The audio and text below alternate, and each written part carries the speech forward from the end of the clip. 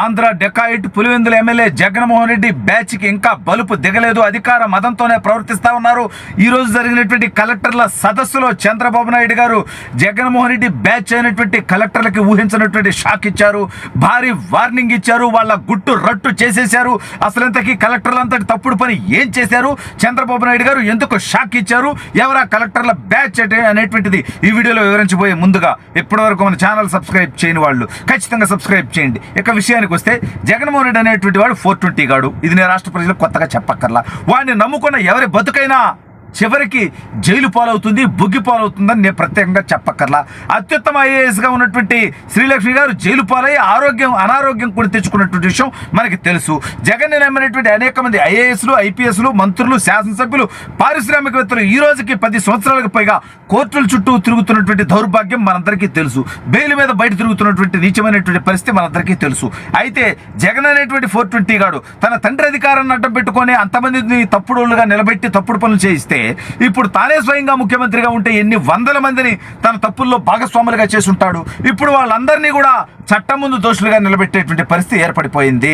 జగన్ అనేటువంటి డెకాయిట్ గాడే ఇంకా ముఖ్యమంత్రిగా ఉన్నాడని, రాష్ట్రంలో వనరులు ఈజీగా దోచుకోవచ్చని, దానికి ప్రభుత్వమే అధికారికంగా సహకరిస్తుందనేటువంటి నికృష్టపు ఆలోచనతో ఉన్నటువంటి కొంతమంది కలెక్టర్లకి చంద్రబాబు నాయుడు గారు ఇవాళ కలెక్టర్ల సదస్సు ఏదైతే జరిగిందో ఆ సదస్సుకి పవన్ కళ్యాణ్ గారు కూడా రావడం జరిగింది. చంద్రబాబు నాయుడు గారి నేతృత్వంలో ఆ సదస్సు జరిగినప్పుడు కొంతమంది కలెక్టర్లు ఇచ్చినటువంటి వివరాలు ఏవైతే గనుల దోపిడీ విషయంలో కానివ్వండి, ఇసుక దోపిడీ విషయంలో కానివ్వండి, కొంతమంది కలెక్టర్లు తప్పుడు నివేదిక ఇచ్చారని, తప్పుడు నివేదిక ఇచ్చినటువంటి అధికారుల్లో ఒకరి మీద ఆల్రెడీ సస్పెన్షన్ చేయడం జరిగిందని, మిగిలిన వాళ్ళ తప్పుడు నివేదికలు సరిదిద్దుకోకపోతే వాళ్ళ మీద కూడా చర్యలు తీసుకునేటువంటి పరిస్థితి ఉంటుందంటూ గనుల శాఖ కార్యదర్శిగా ఉన్నటువంటి ఎంకే మీనా, ముఖేష్ కుమార్ మీనా తీవ్ర స్థాయిలో హెచ్చరించడం జరిగింది.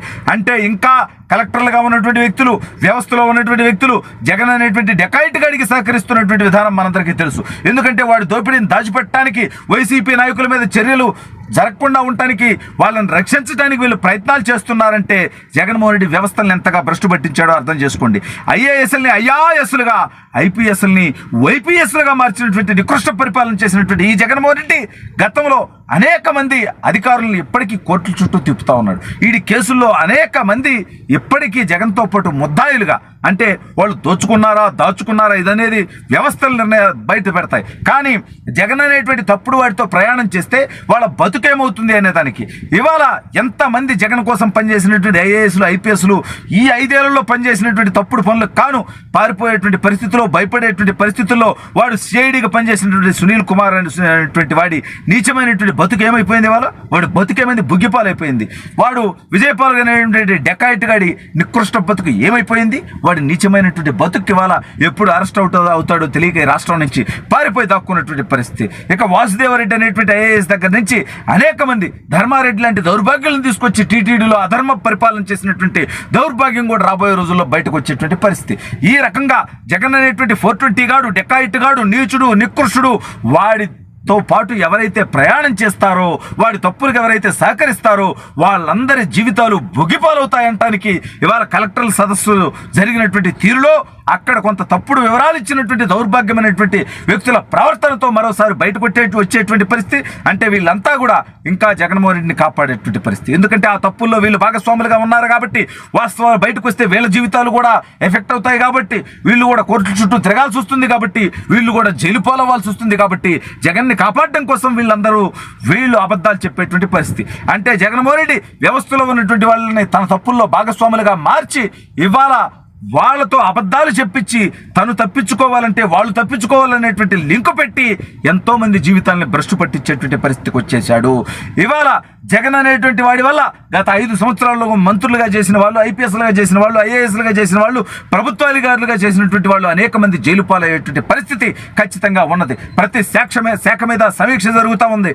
మొన్నే మదనపల్లిలో రెవెన్యూ రికార్డులు తగలబెట్టినటువంటి దౌర్భాగ్యం మనందరం చూసాం. అంటే వాళ్ళు భూదందాలు, దోపిడీలు చేసి వేలాది లక్షలాది ఎకరాలు దోచుకొని వాళ్ళ పార్టీ వాళ్ళకు దోచిపెట్టుకొని ఆ అంశాలు బయటకు వస్తాయని ప్రభుత్వం మారగానే ఫైళ్లు దహనం చేసేటువంటి దౌర్భాగ్యానికి దిగజారుతా ఉన్నారంటే, అంటే ప్రజలు కట్టేటువంటి పన్నుల నుంచి జీతం తీసుకున్నటువంటి వీళ్ళు, ప్రజలకు బాధ్యతాయుతంగా ఉండాల్సినటువంటి వీళ్ళు అధికార పార్టీకి ఊడిగం చేసి వాళ్ళ తప్పుల్లో భాగస్వాములై ఇవాళ ఆ తప్పులకు బలైపోతామనేటువంటి భయంలో భాగంగా ఈ రకమైనటువంటి చర్యలన్నీ చేస్తా ఉన్నారు. ఇవాళకి ఇంకా జగన్మోహన్ రెడ్డి మాయలో వాళ్ళు ఉన్నారంటే, జగన్మోహన్ రెడ్డికి సహకరిస్తూ ఉన్నారంటే, తప్పుడు విధానాలు, తప్పుడు నిర్ణయాలు, తప్పుడు రిపోర్టులు చంద్రబాబు నాయుడు గారి ముందుకే తెచ్చిపెట్టేటువంటి ప్రయత్నం చేస్తున్నారంటే ఎంత దుర్మార్గ దోపిడీ అరాచక పరిపాలన చేశాడు జగన్మోహన్ రెడ్డి అనేది, దాంట్లో ఎంతమందిని తప్పుడు వాళ్ళగా చిత్రీకరించున్నాడు అనేది వాళ్ళ రాష్ట్ర ప్రజలందరూ కూడా ఒకసారి గమనించాల్సినటువంటి అవసరం ఉంది. రాబోయే రోజుల్లో జగన్ అరాచకాలు రోజు రోజు బయటకు వచ్చేటువంటి పరిస్థితి, కొన్ని వందల మంది జీవితాలు జైలు పాలయ్యేటువంటి పరిస్థితి ఉన్నది. ఆంధ్ర డెకాయిట్ పులివెందుల ఎమ్మెల్యే జగన్మోహన్ రెడ్డి బ్యాచ్కి ఇంకా బలుపు దిగలేదు, అధికార మదంతోనే ప్రవర్తిస్తా ఉన్నారు. ఈ రోజు జరిగినటువంటి కలెక్టర్ల సదస్సులో చంద్రబాబు నాయుడు గారు జగన్మోహన్ రెడ్డి బ్యాచ్ అయినటువంటి కలెక్టర్లకి ఊహించినటువంటి షాక్ ఇచ్చారు, భారీ వార్నింగ్ ఇచ్చారు, వాళ్ళ గుట్టు రట్టు చేసేశారు. అసలు ఇంతకీ కలెక్టర్లంతటి తప్పుడు పని ఏం చేశారు, చంద్రబాబు నాయుడు గారు ఎందుకు షాక్ ఇచ్చారు, ఎవరా కలెక్టర్ల బ్యాచ్ అనేటువంటిది ఈ వీడియోలో వివరించబోయే ముందుగా ఇప్పటివరకు మన ఛానల్ సబ్స్క్రైబ్ చేయని వాళ్ళు ఖచ్చితంగా సబ్స్క్రైబ్ చేయండి. ఇక విషయానికి వస్తే జగన్మోహన్ రెడ్డి అనేటువంటి వాడు 420 గాడు. ఇది నేను రాష్ట్ర ప్రజలకు కొత్తగా చెప్పక్కర్లా. వాడిని నమ్ముకున్న ఎవరి బతుకైనా చివరికి జైలు పాలవుతుంది, బుగ్గి పాలవుతుందని నేను ప్రత్యేకంగా చెప్పక్కర్లా. అత్యుత్తమ ఐఏఎస్గా ఉన్నటువంటి శ్రీలక్ష్మి గారు జైలు పాలై అనారోగ్యం కూడా తెచ్చుకున్నటువంటి విషయం మనకి తెలుసు. జగన్ని నమ్మినటువంటి అనేక మంది ఐఏఎస్లు, ఐపీఎస్లు, మంత్రులు, శాసనసభ్యులు, పారిశ్రామికవేత్తలు ఈ రోజుకి 10 సంవత్సరాలకు పైగా కోర్టుల చుట్టూ తిరుగుతున్నటువంటి దౌర్భాగ్యం మనందరికీ తెలుసు. బెయిల్ మీద బయట తిరుగుతున్నటువంటి నీచమైనటువంటి పరిస్థితి మనందరికీ తెలుసు. అయితే జగన్ అనేటువంటి 420 గాడు తన తండ్రి అధికారాన్ని అడ్డం పెట్టుకొని అంతమందిని తప్పుడుగా నిలబెట్టి తప్పుడు పనులు చేయిస్తే ఇప్పుడు తానే స్వయంగా ముఖ్యమంత్రిగా ఉంటే ఎన్ని వందల మందిని తన తప్పుల్లో భాగస్వాములుగా చేసి ఉంటాడు. ఇప్పుడు వాళ్ళందరినీ కూడా చట్టం ముందు దోషులుగా నిలబెట్టేటువంటి పరిస్థితి ఏర్పడిపోయింది. జగన్ అనేటువంటి డెకాయిట్ గాడే ఇంకా ముఖ్యమంత్రిగా ఉన్నాడని, రాష్ట్రంలో వనరులు ఈజీగా దోచుకోవచ్చని, దానికి ప్రభుత్వమే అధికారికంగా సహకరిస్తుందనేటువంటి నికృష్టపు ఆలోచనతో ఉన్నటువంటి కొంతమంది కలెక్టర్లకి చంద్రబాబు నాయుడు గారు ఇవాళ కలెక్టర్ల సదస్సు ఏదైతే జరిగిందో ఆ సదస్సుకి పవన్ కళ్యాణ్ గారు కూడా రావడం జరిగింది. చంద్రబాబు నాయుడు గారి నేతృత్వంలో ఆ సదస్సు జరిగినప్పుడు కొంతమంది కలెక్టర్లు ఇచ్చినటువంటి వివరాలు ఏవైతే గనుల దోపిడీ విషయంలో కానివ్వండి, ఇసుక దోపిడీ విషయంలో కానివ్వండి, కొంతమంది కలెక్టర్లు తప్పుడు నివేదిక ఇచ్చారని, తప్పుడు నివేదిక ఇచ్చినటువంటి అధికారుల్లో ఒకరి మీద ఆల్రెడీ సస్పెన్షన్ చేయడం జరిగిందని, మిగిలిన వాళ్ళ తప్పుడు నివేదికలు సరిదిద్దుకోకపోతే వాళ్ళ మీద కూడా చర్యలు తీసుకునేటువంటి పరిస్థితి ఉంటుందంటూ గనుల శాఖ కార్యదర్శిగా ఉన్నటువంటి ఎంకే మీనా, ముఖేష్ కుమార్ మీనా తీవ్ర స్థాయిలో హెచ్చరించడం జరిగింది. అంటే ఇంకా కలెక్టర్లుగా ఉన్నటువంటి వ్యక్తులు, వ్యవస్థలో ఉన్నటువంటి వ్యక్తులు జగన్ అనేటువంటి డెకాయిట్ గాడికి సహకరిస్తున్నటువంటి విధానం మనందరికీ తెలుసు. ఎందుకంటే వాడి దోపిడీని దాచిపెట్టడానికి, వైసీపీ నాయకుల మీద చర్యలు జరగకుండా ఉండటానికి, వాళ్ళని రక్షించడానికి వీళ్ళు ప్రయత్నాలు చేస్తున్నారంటే జగన్మోహన్ రెడ్డి వ్యవస్థలను ఎంతగా భ్రష్టు పట్టించాడో అర్థం చేసుకోండి.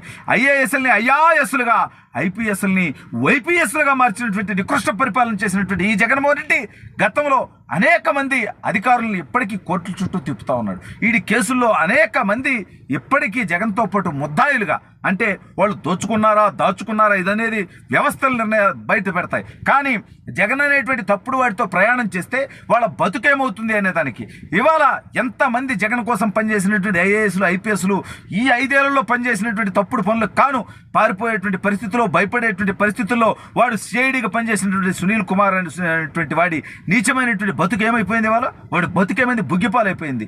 వాడు విజయపాల్ అనేటువంటి డెకాయిట్ గాడి నికృష్ట బతుకు ఏమైపోయింది, వాడి నీచమైనటువంటి బతుకు ఇవాళ ఎప్పుడు అరెస్ట్ అవుతాడో తెలియక ఈ రాష్ట్రం నుంచి పారిపోయి దాక్కున్నటువంటి పరిస్థితి. ఇక వాసుదేవరెడ్డి అనేటువంటి ఐఏఎస్ దగ్గర నుంచి అనేక మంది ధర్మారెడ్డి లాంటి దౌర్భాగ్యాలను తీసుకొచ్చి టీటీడీలో అధర్మ పరిపాలన చేసినటువంటి దౌర్భాగ్యం కూడా రాబోయే రోజుల్లో బయటకు వచ్చేటువంటి పరిస్థితి.